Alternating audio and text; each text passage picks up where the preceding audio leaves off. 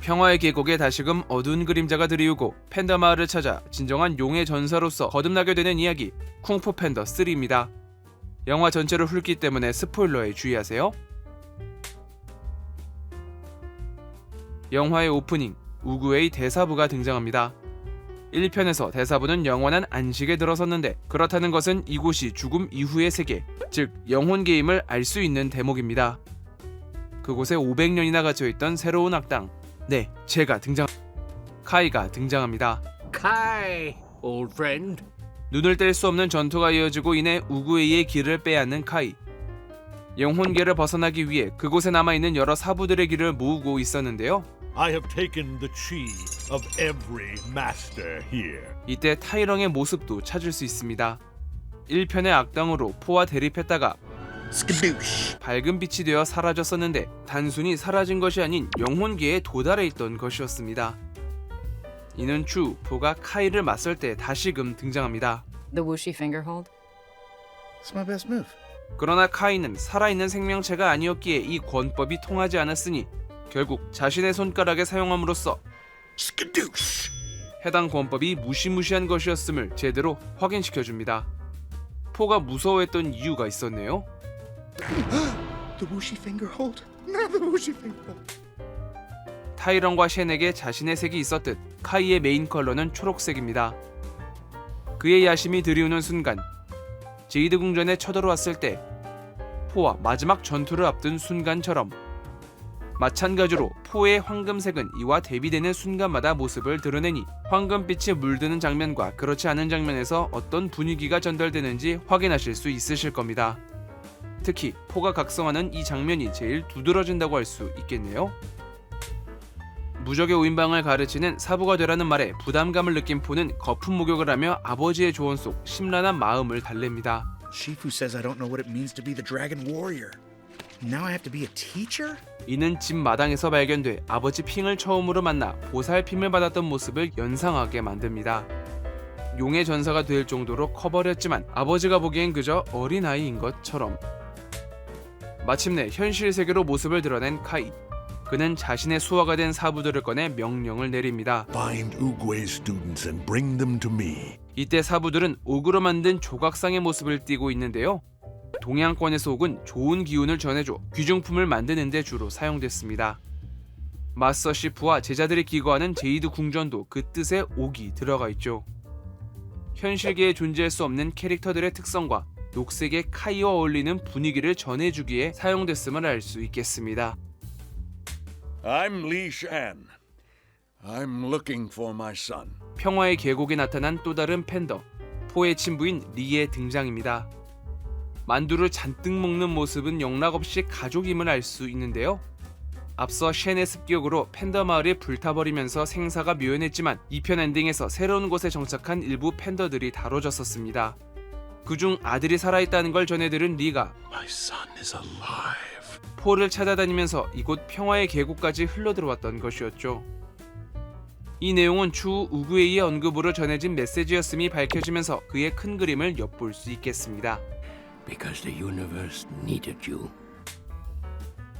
용의 전사로 성장한 자신을 뽐내고 싶었던 포는 아버지 리를 데리고 제이드 궁전으로 이동합니다. 그곳에서 다양한 유물을 소개하다 어느 항아리 앞에 멈춰 서는데요. Like the urn of whispering warriors. Someone broke that. 다름 아닌 포 자기 자신이 깼던 항아리였죠. 본편에서도 결국 깨져버리고 마는 슬픈 모습을 보여줍니다. 카이의 명령에 따라 시작된 마을 습격. 포와 오인방은 익숙하게 방어를 시작합니다. 사건의 흑막이 카이라는 것을 알게 되고 이내 역사 속에 사라져 전해지지 않던 그의 존재를 찾아 고문서를 뒤지죠.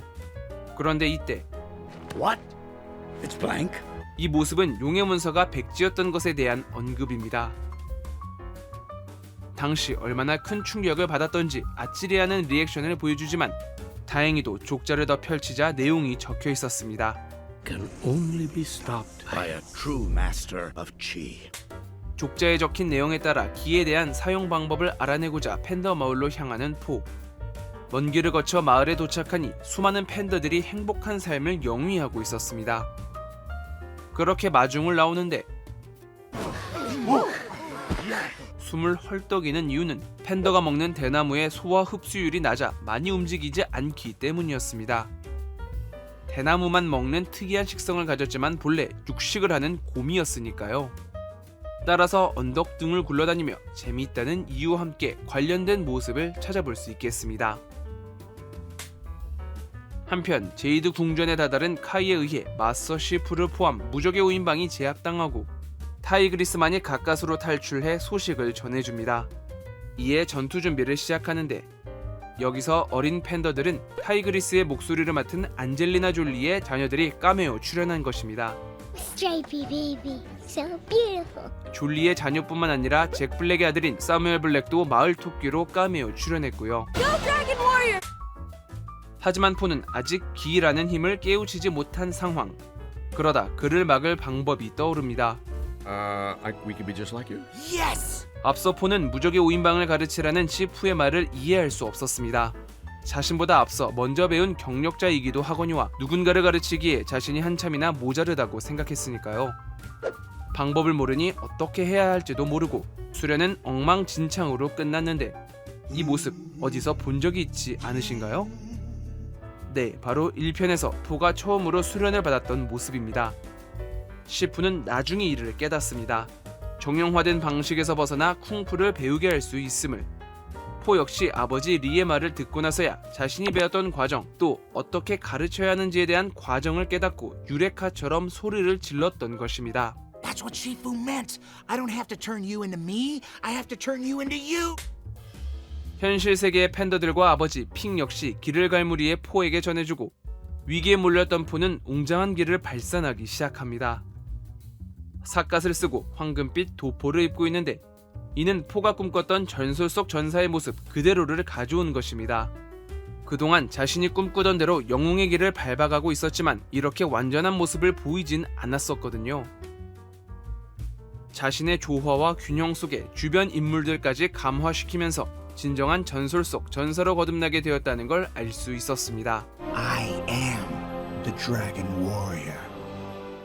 지난 영화와 마찬가지로 본편에서도 여러 장면 속 태극 문양을 통해 이 점을 시사하고 있고요. 타이렁의 대립은 육체의 각성을, 쉔과의 대립은 정신적 성장을, 카이와의 대립은 타인의 가치를 끌어내는 깨달음을, 이렇게 여러 단계를 거쳐 용의 전사로 거듭난 포이기에 곧 개봉을 앞둔 4편의 이야기가 궁금해집니다. 또 어떤 변화를 맞이하게 되는지. 1편 이후 어느덧 16년이 지난 만큼 시리즈의 향수를 묵직하게 가지고 있으니 그의 쿵푸를 따라가 보면서 제가 준비한 영상은 여기까지입니다. 좋아요와 구독 버튼 눌러주시면 영상을 만드는데 큰 힘을 받을 수 있습니다.